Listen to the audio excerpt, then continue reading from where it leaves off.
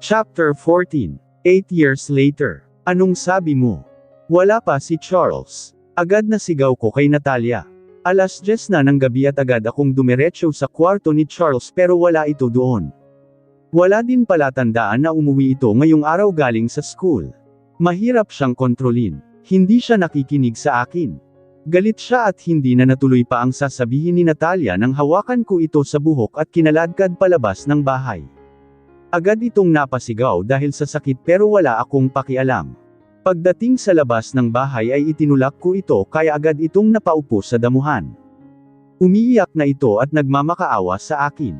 Kitang-kita ko din ang panginginig ng buo nitong katawan dahil sa takot. Ryder, ginawa ko ang lahat para pagsabihan ang anak mo. Pero sadyang matigas ang ulo niya at hanggang ngayon tayo pa rin ang sinisisi niya sa pagkawala ni ate. Sagot nito. Nilapitan ko ito at binigyan ng mag-asawang sampal. Napahiga na ito sa damuhan dahil sa ginawa ko. Wala akong pakialam. Hindi ba't sinabi ko sa iyo na bantayan mo si Charles? Para ano at naging tiyahin kanya kung hindi mo naman pala kayang kontrolin ang anak ko? Para ano at pinayagan kitang manatili sa bahay na ito gayong wala ka naman palang silbi? Sigaw ko dito. Lalong napaiyak si Natalia. Hindi ko siya kaya. Malaki na ang anak mo para pagsabihan. Ilang beses ko na siyang pinangaralan pero matigas ang ulo niya, sagot nito. Lalo naman naningkit sa galit ang mga mata ko dahil sa sinabi nito. Yes, simula nang mamatay si Ashley nagbago na din ang lahat. Lalo na ang ugali ni Charles. Biglang nawala ang isang malambing na bata bagkus napalitan ito ng isang matigas na ulong anak. Kahit ako, hindi ko alam kung paano kontrolin ang sarili kong anak. Lahat ng atensyon binibigay ko na sa kanya pero lalo itong lumalayo sa akin. Hindi man direkta sinasabi, pero alam kong hanggang ngayon ako ang sinisisi ni Charles sa pagkamatay ng kanyang ina. Wala nang katahimikan ang bahay na ito simula nang mawala si Ashley.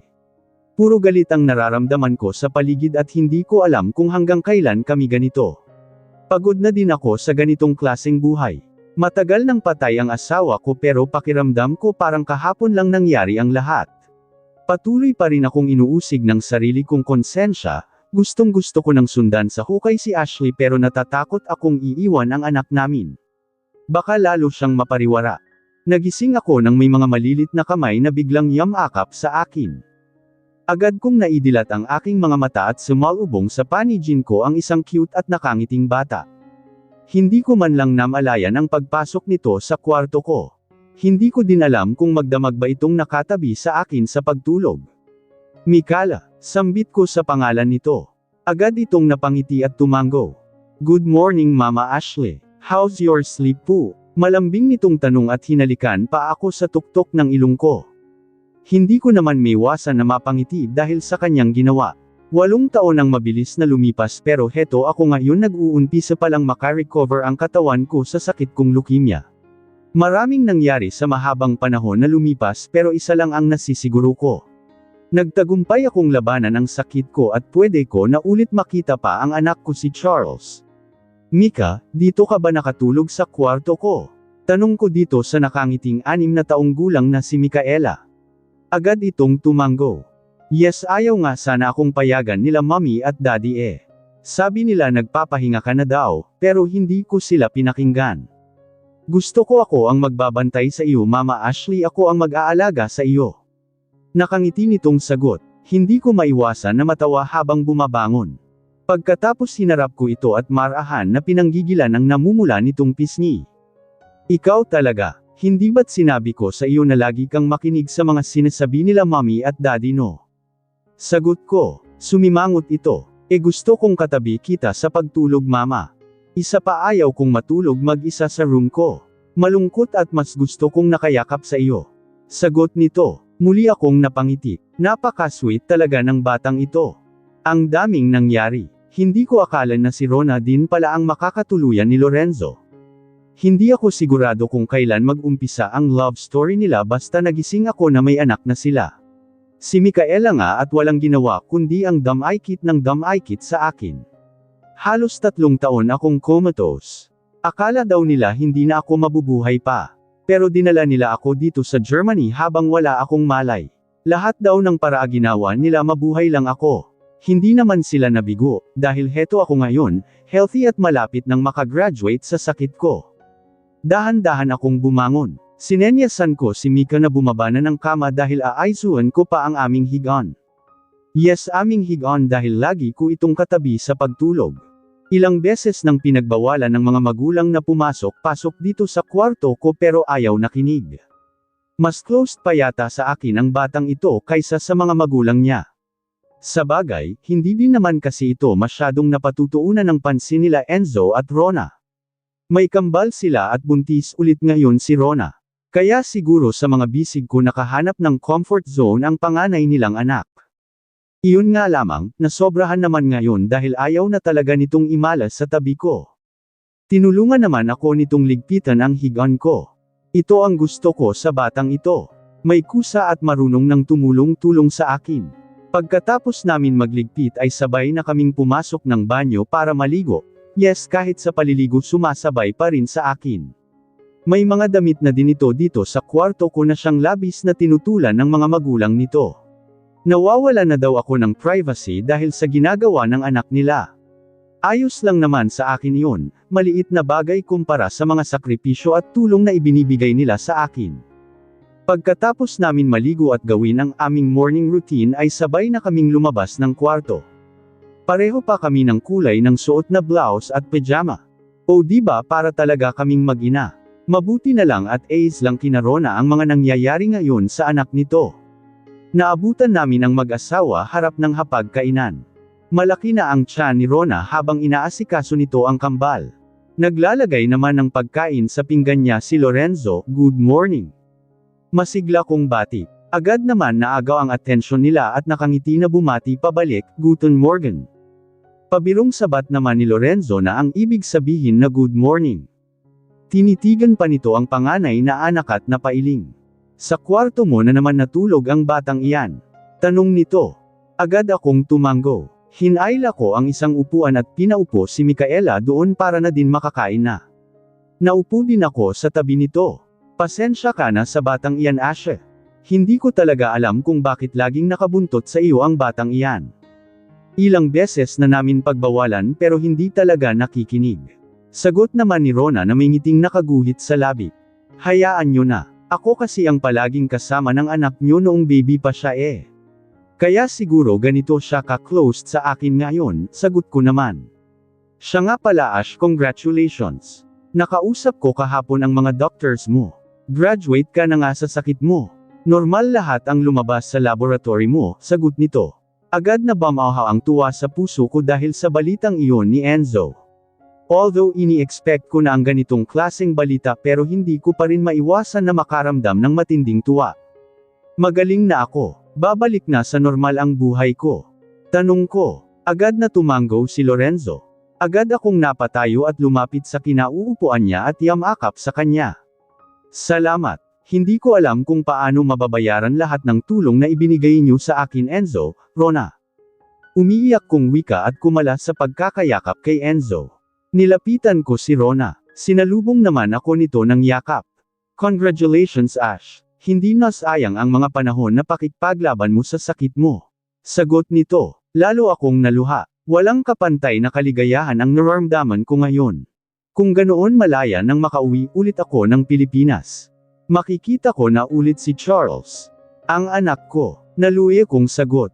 Agad na nagkatinginan si Enzo at Rona. Bakas sa mga mata ng mga ito ang hindi maisatinig na pagtutol. Kaya mo na ba? Kaya mo na bang muling harapin ang mga taong nanloko sa iyo? Tanong ni Enzo. Natigilan ako. Muling sumagi sa isip ko ang mga nangyari noon. Ang dahilan kung bakit na aksidente ako sa muntik na akong mamatay. Hindi din lingid sa kaalaman ko na unti-unting pinapatay ako ni Natalia sa pamamagitan ng pagpapainom ng nakalalasan na gamot. Kaya ko na bang harapin lahat ng mga taong nanakit sa akin? Handa ko na bang muling harapin ang mga paakit na ibinigay nila sa akin? Hindi ko alam. Sa ngayon, ang gusto ko lang makita si Charles. Ang nag-iisa kong anak na si Charles. Hindi ko alam pero miss na miss ko na ang anak ko. Siguro malaki na siya ngayon, sagot ko. Nakangiting tinapik ako sa balikat ni Rona. Tinitigan ako sa mga mata bago nagsalita. Naiintindihan kita. Alam ko kung ano ang nararamdaman mo ngayon. Pero huwag nung kalimutan, Ash. Ang alam ng lahat patay ka na, sagot nito. Dahan-dahan akong napatango. Alam ko ang tungkol sa bagay na iyon para sa kanila patay na ako at alam kong magkasama si Ryder at Natalia sa iisang bubong.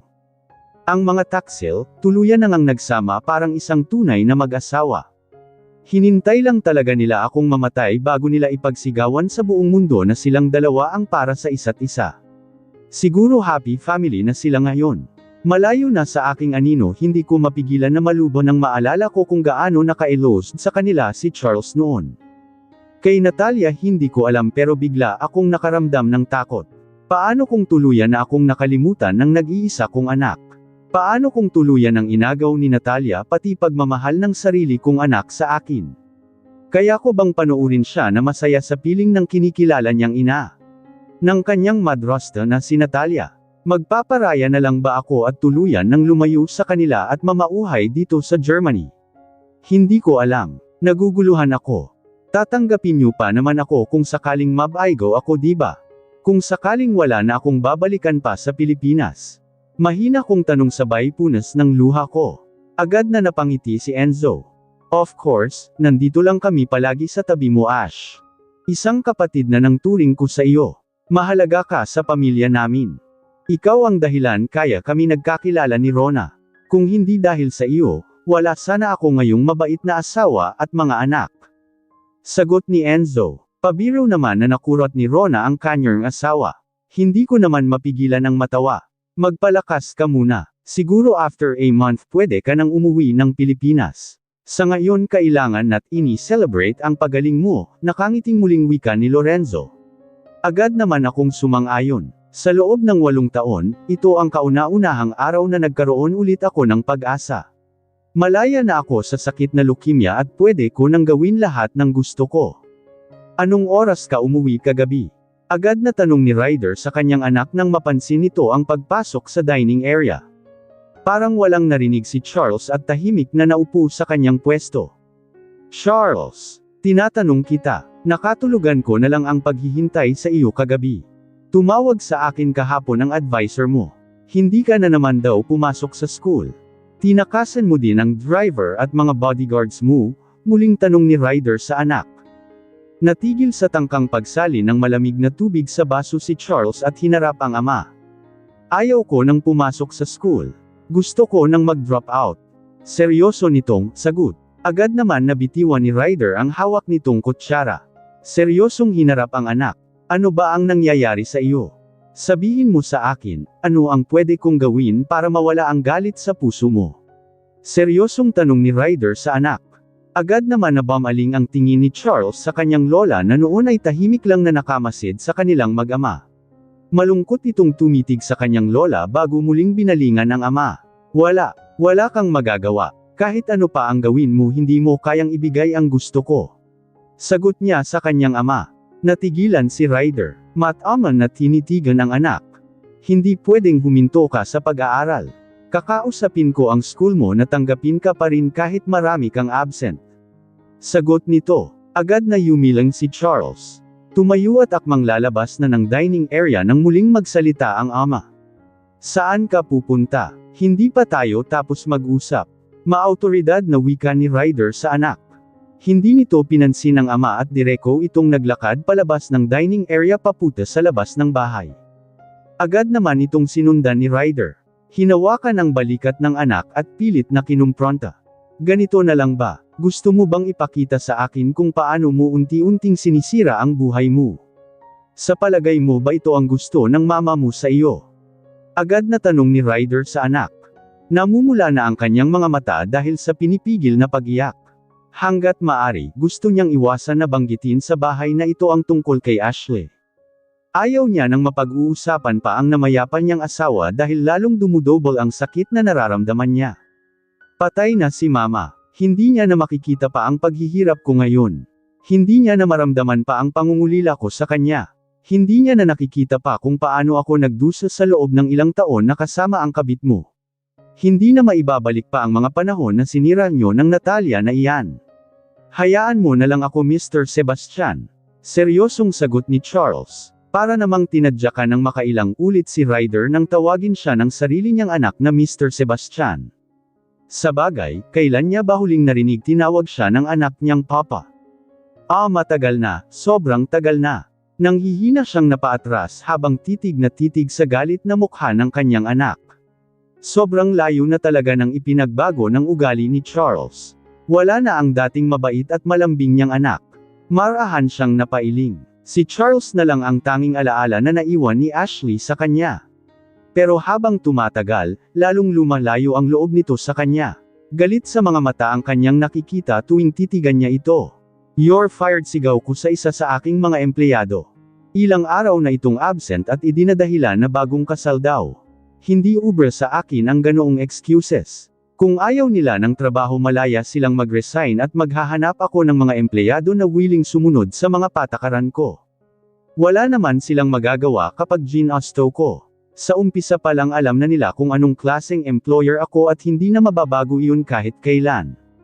Ganito palagi ang eksena sa opisina ko. Sanay na ang iba.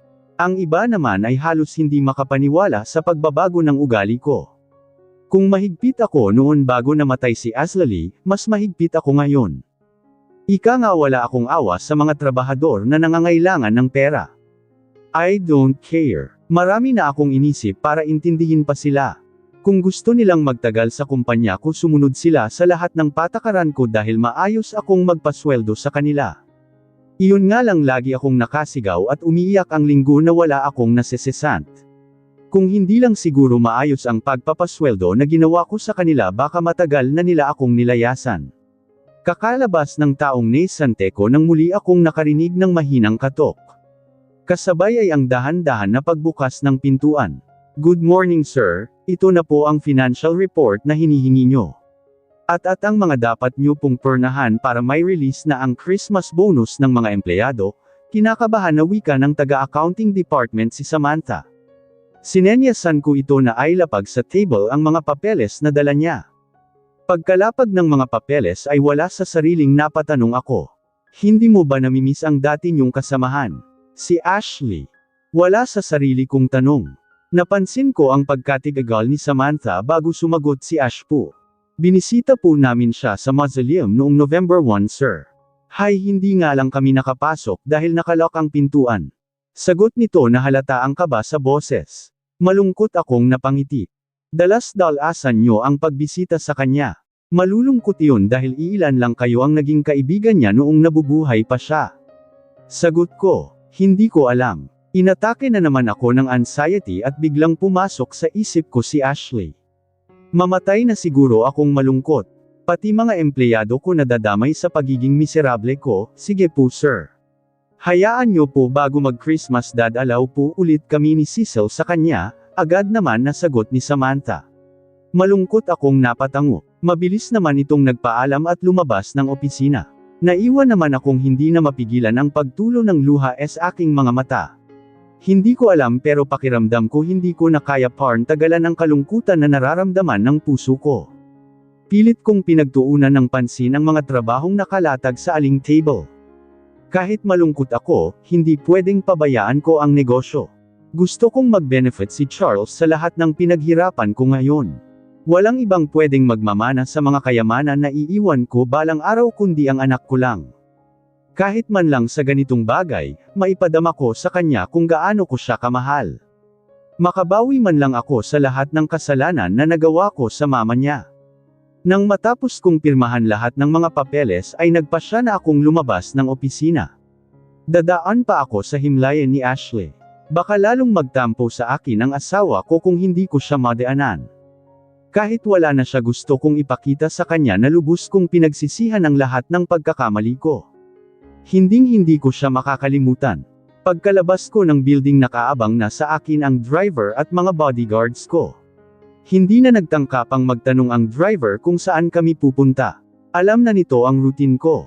Pagdating ng sementeryo ay dumireko na ako sa mausoleum ni Ashley.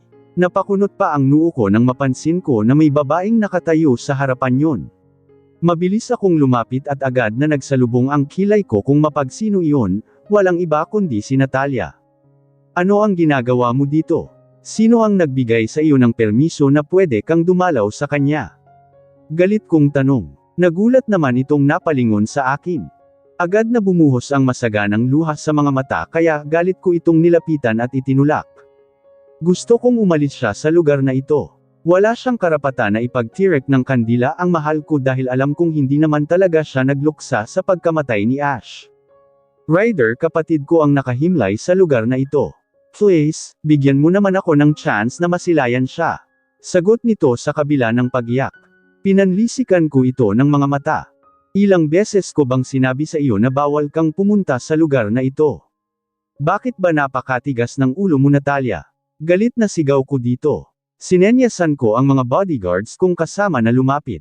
Bakit mo ba ako pinapahirapan ng ganito? 8 taon na ang nakalipas pero bakit hindi mo pa rin makalimutan ang lahat? Wala na siya. Patay na siya. Bakit hindi mo ako kayang mahalin katulad pagmamahal na ibinigay mo sa kanya? Anhiiyak na wika ni Natalia. Agad ko itong nilapitan at hinawakan sa baba. Pinisil ko yun kaya napaigik ito sa sakit. Alam mo ba kung bakit hinayaan kitang manatili sa tabi ko? May idea ka ba? Kahit kailan hindi kita gusto. Wala akong ni kahit katiting na pagmamahal na nararamdaman sa iyo. Gusto kong nakikita kang nahihirapan sa mga kamay ko. Kulang pa ang buhay mo na maging kabayaran sa tangka mong pagpatay sa kanya noon. Nanlilisik ang mga matang wika ko dito. Aminado ako. Tuldok. Kasalanan ko ang lahat dahil pinatulan ko ito. Pero kahit kailan hindi ko pinangarap na mawala sa akin si Ashley ng tuluyan. Maayos ang usapan namin noon ni Natalia.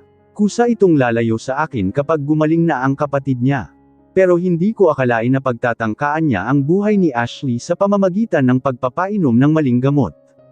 Bakit mo sa akin sinisisi ang lahat? Pareho tayong nagkasala sa kanya. Pero bakit kailangan mo akong parusahan ng ganito? Hindi pa ba sapat ang 8 taon na pagpapahirap mo sa akin? Hindi mo ba ako kayang mahalin?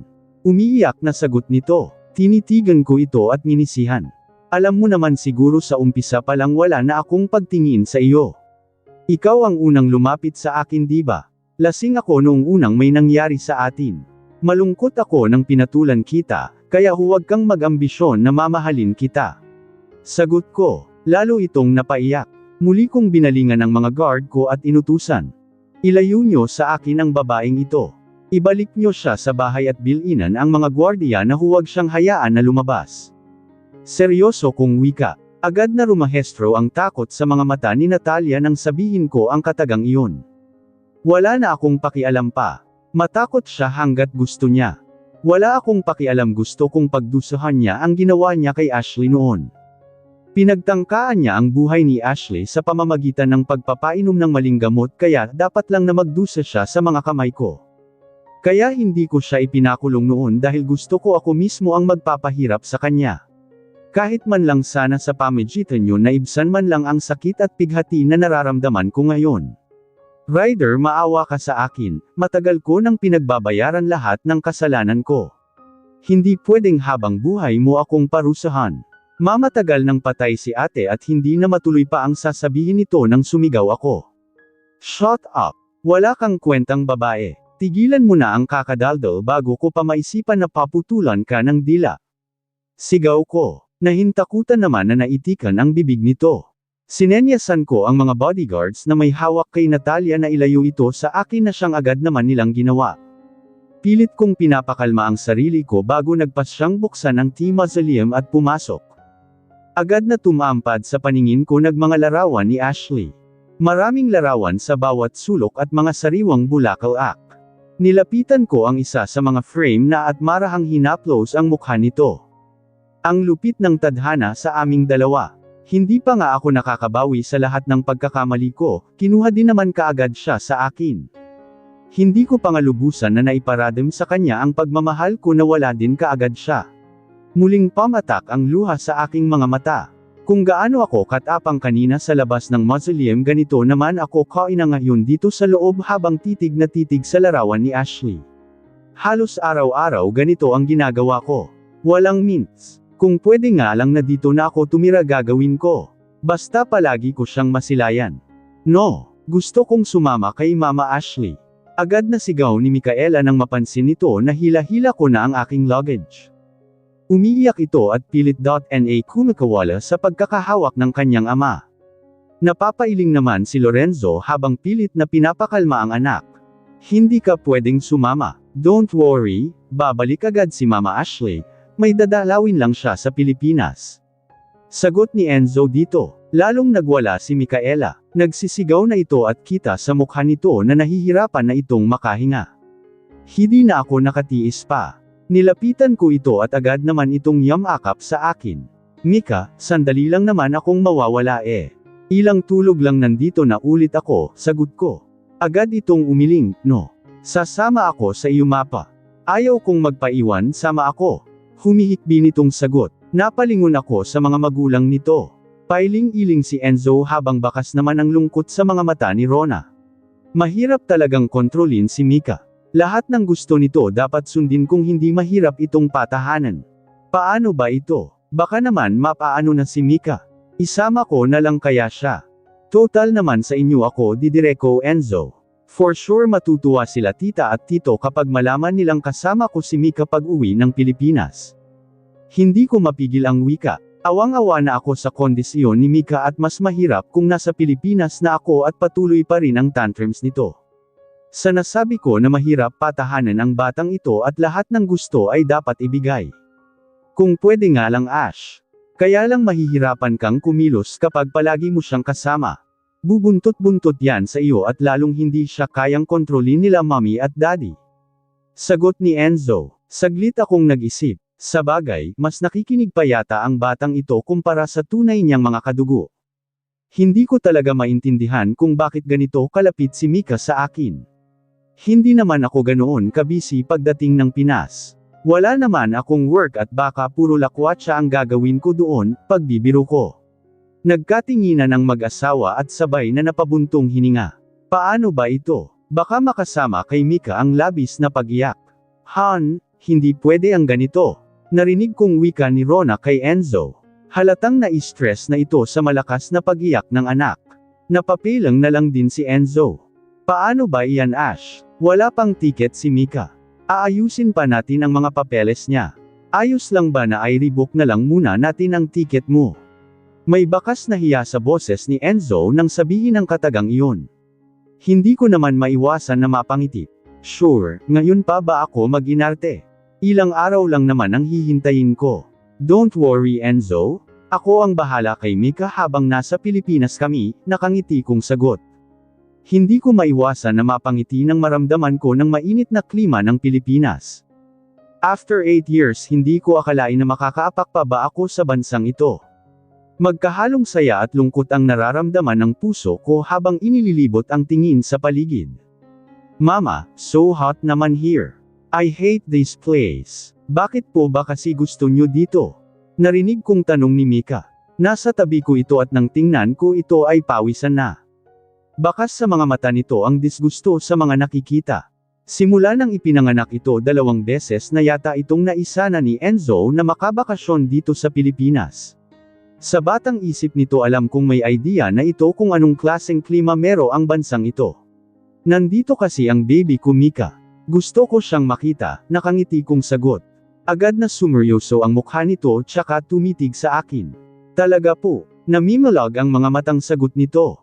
Agad akong tumango. Muli kong nilaybot ang tingin sa paligid at pilit na hinahanap ang sundo namin. Driver ng pamilya ni Enzo ang susando sa amin. Doon din kami dedereko ni Mika at pansamantalang titira sa bahay nila hanggat hindi ko alam kung anong hakbang ang una kong gagawin ngayong nandito na ako sa bansa. Aminado ako, natatakot ako sa mga posibleng mangyari. Sa magiging reaksyon ng pamilya ko. Ang alam nila matagal na akong namayapa. Hindi ko tuloy malaman ngayon kung paano ba ako magpapakita sa kanila. Lalong-lalo na kay Charles. Oh my God, naputol ang pagmumuni-muni ko nang may biglang tumawag sa akin. Wala sa sariling napalingon ako at agad na nanlaki ang aking mga mata nang makita ko ang babaeng tulalang nakatitig sa akin. Sa klase ng tingin nito sa akin, para itong nakakita ng multo. Ingrid, sagot ko sabay ngiti, para naman itong aatikihin sa puso habang walang kakurap-kurap na nakatitig sa akin. Napansin ko pa ang pagkalabit dito ng kanyang kasamang lalaki para muling makuha ang kanyang atensyon. Para kasing bigla itong nanuno teka. Ikaw ba talaga iyan? Ash! Nandito ka. Bubuhay ka. Wika nito sabay lapit. Sinipat ako nito ng tingin at kinalabot pa ako sa braso. Hindi ko mapigil ang matawa. Hindi ko akalain na may paka-weird din pala grade. Ang last ng pagkikita namin ay yung halos mag-away kami sa isang fast food chain. Ipinaglalaban pa nito dati, ang pagmamahal kay Ryder pero mukhang asawa na niya ang kasama ngayon. Darling ano ba yan, nakakahiya ang pinagagawa mo. Miss pasensya ka na ha. Lumuwag na naman yata ang turnilyo ng asawa ko. Hindyang paumanhin sa akin ang kasama nito. Ayos lang, medyo matagal din kaming hindi nagkita ni Ingrid kaya siguro siya nagulat ng ganyan. Sagot ko Ashley ikaw ba talaga iyan? Bubuhay ka. Pautal-utal nitong tanong. Agad naman akong tumango, God, ilang beses din kitang ipinagtirek ng kandila. Bulong pa nito habang titig na titig sa akin. Hindi ko naman maiwasan na kilabutan. Walang hiya, ilang kandila kaya ang inubos ng pamilya ko sa akin. Lalo na sila nanay at tatay. Mali talaga na pinalabas ni Enzo sa lahat na patay na ako Nakakakilabot din pala kapag malaman mo na ipinagtirek ka na pala ng kandila ng taong kaharap mano ngayon. Yes siya si Mama Ash. Why po, narinig kong sabat ni Micaela. Nawiwerduhan din siguro ito kay Ingrid. Nice to see you again Ingrid. Hindi ko akalain na sa pagbabalik ko ng Pilipinas, ikaw kaagad ang makasalubong ko. Kumusta? Nakangiti kong wika. Napakurap muna ito ng makailang ulit bago pilit na ngumiti. Ikaw nga. Pati boses mo, hindi ka patay. Tanong nito. Mukhang hindi pa rin bumabalik sa wesyo. Muli itong kinalaft ng asawa. Hindi pa siguro ako patay.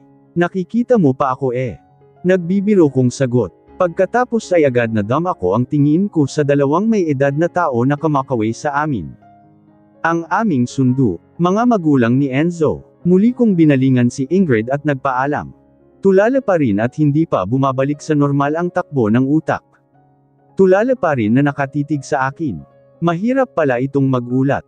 Lodeng pa rin ang utak Mauna na kami. Nandyan na ang sundo namin, nakangiti kong palm. Agad kong hinawakan si Mika at sinenyasan ang porter may dala ng gamit namin na sumunod sa amin. Kumusta ang biyahe nyo? Diyos ko, ito na ba ang apo namin? Nakangiting wika ng mommy ni Enzo na si Tita Susan nang makalapit kami kanila. Pagkatapos yakapin si Mika ay nakangiting hinarap ako. Nagmano naman ako dito at masaya din akong niyakap. Opo, ayaw magpaiwan sagot ko. Agad na napatango si Tita at binalingan ang asawa na noon ay pinanggigilan na ang apo. I think kailangan na nating umalis dito, bahay na lang natin ituloy ang kamastahan. Sagot ni Tita Susan. Agad naman akong sumang-ayon. Pawis na si Mika at baka magkasakit pa ito kapag matuyuan ng pawis. Isa pa hindi ako komportable sa titig ni Langrid. Hanggang ngayon gulat na gulat pa rin ito habang nakatanaw sa akin. Ilang beses na itong kinalabot ng asawa pero nakatingin pa rin sa direksyon ko. Pagdating sa bahay ay nagtaka pa ako dahil maraming pagkain ang nakahanda sa lamesa. Mukhang pinaghandaan talaga nila ang pagdating namin ni Mika na siyang labis kong ikinatuwa. At least naramdaman ko na hindi na ako iba sa kanilang pamilya. Noong nakakonfine pa ako sa hospital ng Germany, palagi akong dinadalaw ni Tita Susan doon at binabantayan. Ilang beses din kasi silang nagpapabalik-balik sa bansang iyon dahil hindi masyadong nakakauwi ng Pilipinas si Enzo dahil may itinatayo itong bagong hospital doon. Nagdesisyon kasi silang dalawa ni Rona na doon muna manirahan habang maliliit pa ang kanilang anak. Ang hospital naman nila dito sa Pilipinas ay ang pinsan na munang si Doc Cheska ang pansamantalang humahawak. Open ang bahay na ito hangga't gusto mo Ash. Alam mo naman siguro na parang anak na ang turing namin sa iyo diba? Masaya kami sa desisyon mo na bumalik dito sa Pilipinas. Nakangiting wika ni Tita Susan. Salamat po tita.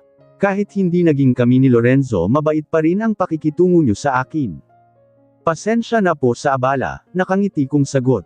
Huwag mo nung sabihin sa akin iyan Ashley. Masaya la kaming makakasama ka dito. Alam mo naman na parang anak na ang turing namin sa iyo diba?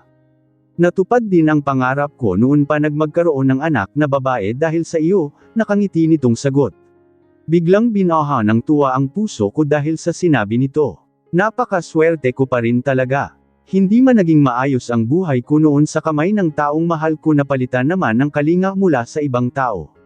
Mga taong hindi ko akalain na pahahalagahan ako ng ganito. Na, pilit akong ipinaglaban para madugtungan ang buhay ko.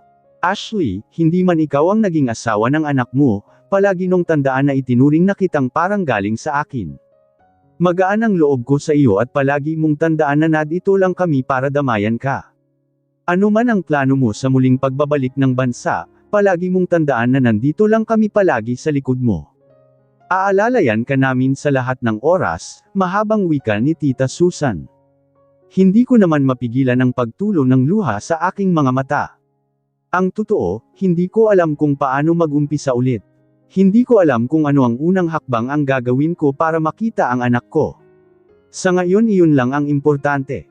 Ang gusto ko ay muling mayakap si Charles. Tita, salamat po. Ang totoo po hindi ko alam kung ano ang unang hakbang ang gagawin ko. Natatakot akong magpakita sa kanila. Ang alam nila matagal na akong patay. Baka hindi na ako kilala ni Charles, malungkot kong sagot. Saglit na nag-isip si tita. Pagkatapos ay agad itong napangiti. Gusto mo bang magpakita agad sa kanila? Kung ganoon hayaan mong kami ang gagawa ng hakbang, nakangiti nitong wika. Nagtataka naman akong napatitig dito. Hindi ko alam kung ano ang ibig niyang sabihin. Kailangan namin ng bagong model para sa mga bagong ilalabas na beauty product.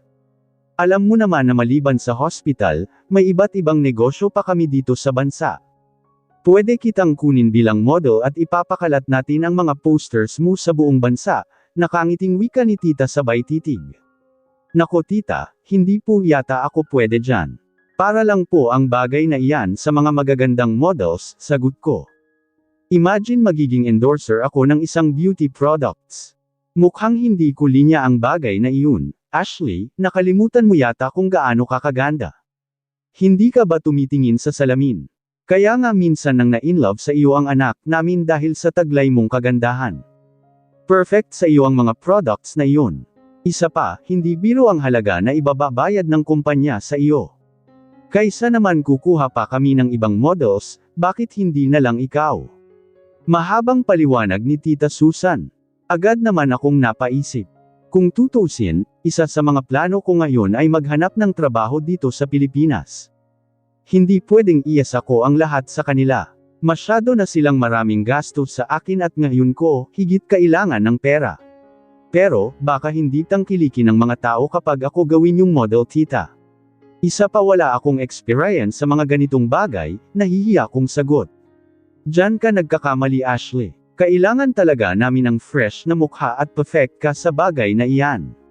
Palagi mong tandaan, maganda ka at ako ang bahala sa iyo, nakangiting sagot ni tita. Sir, umalis na naman po si Sir Charles. Itinakas niya ang kotse. Hindi na naman siya napigilan ng mga bantay niya. Agad na balita sa akin ng personal driver ni Charles na si Mang Rado.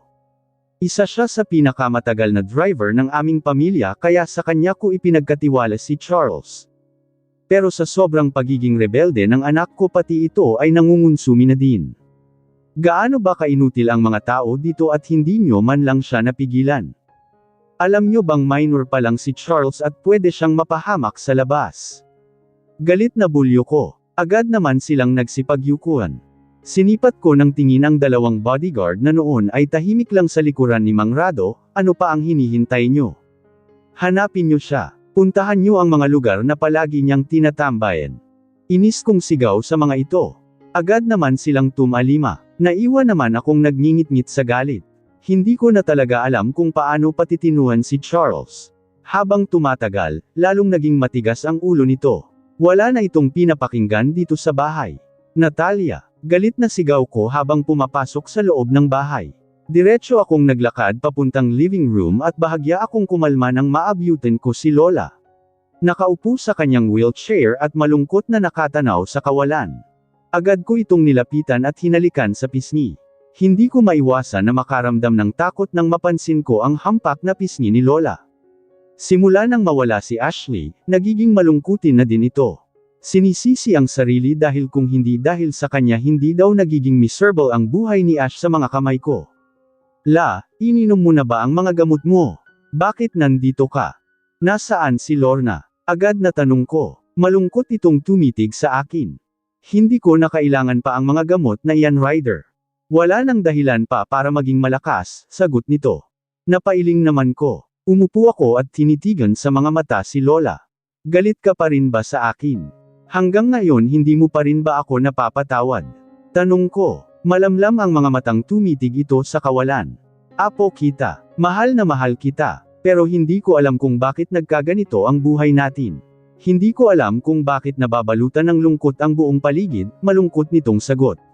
Napansin ko pa ang ilang butil ng luha na biglang tumulos sa mga mata nito. Hindi ko naman maiwasan na may kuyam ang aking kamao. Sorry la kung dito humantong ang lahat. Sobrang pinagsisisihan ko ang lahat. Parang gusto ko na din sumuko sa mga nangyayari sa buhay natin. Parang gusto ko na din sundan si Ashley sa kabilang buhay. Wika ko at agad na lumuhad sa harap ni Lola. Nakayuko ako at hindi ko mapigilan ang pagtulo ng luha sa aking mga mata. Ilang saglit lang ay naramdaman ko ang mahina nitong paghaplos sa buhok ko.